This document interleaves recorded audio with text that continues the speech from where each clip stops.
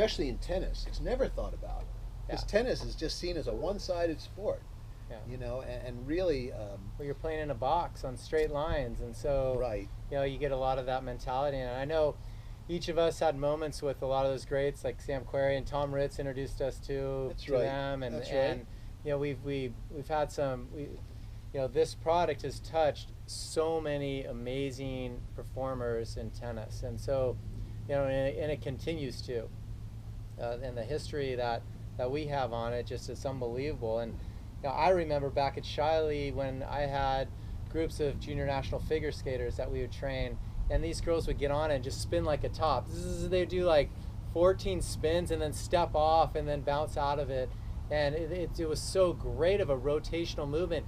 Now you see with the X Games and all these, there's a whole nother dimension in sports. They're spinning and flipping at the same time, and you know, so for me, this was one of the early products where we were able to really get the coordination in 360 plus movements for the athletes, so they got a really strong comfort level when they were rotational sports. And then we used it for rehab as well.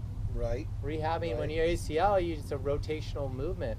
You know, your knees flexed and medial lateral rotation of a flexed knee.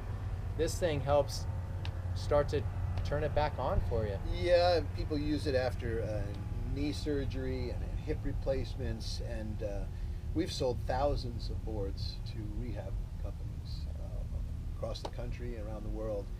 And I remember you used to use it with, you had me come out once using it with a football player, right? He was a quarterback back east. Pro quarterback, yeah. Right, and then a couple of pitchers for the Padres and hitters. So you sold them, I think. Didn't you sell them half a dozen boards to the Padres? Someone did. Yeah, I sold a bunch. Yeah. So the hitters use it with soft toss, you know, and the key is, as Justin said before, it's about the dog wagging the tail. And so when you're told to turn your shoulders or to bring your racket back, that's the tail wagging the dog. It's really the center of your body that moves. And you see, and that's where you get that nice roundness. That's where a guy like Federer looks so effortless in his beginning, you know, stages of the forehand. He's just like this, feeling the racket just sort of tuck in like this. And then as he comes around the corner in his figure eight, his racket unravels into the hit beautifully. Yeah. And so, yeah, trying to explain natural performance in linear terms just won't work. You know, it just won't work. You know, I've seen him try it on television. They'll say, well, look how the service motion, his arm goes up and out. But really, it's the, you know, up and out, and he used straight lines to show it. I can't remember who it was, and it was, and I don't want to say if I remembered, but I was like, gee, how do you know, it's more of a screwing down and a screwing up, right? See, almost like a tornado, a small movement in here, a small figure eight creates this larger movement at the top, and because you're moving everything at once, there's this absorption in your whole body. You absorb the hit in your whole body rather than hammering it with your arm and feeling it in your elbow or your shoulder. Well said. And so you kind of absorb the hit. Yeah, it's with your entire body. Yeah, the summation of forces.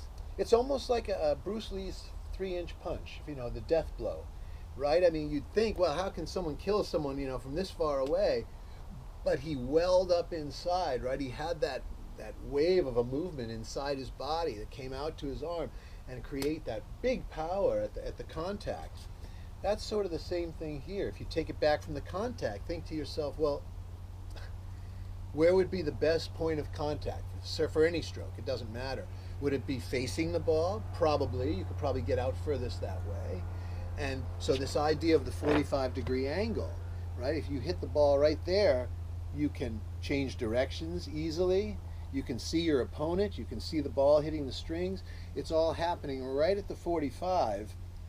And I guess there's a few ways to get to that force between the ball and the strings, right? You want to press as much air out of the ball as you can. And at the same time, you want to get the most out of your strings, right? So they bend back the most. So that's really what force is about. So the question is, how do you push the air into the ball? And So I guess you could do it with your arm. That's one way, but you'd have to swing awfully Right, fast, and right. that would hurt. Maybe you could rotate your shoulders in a semicircle. That's another way.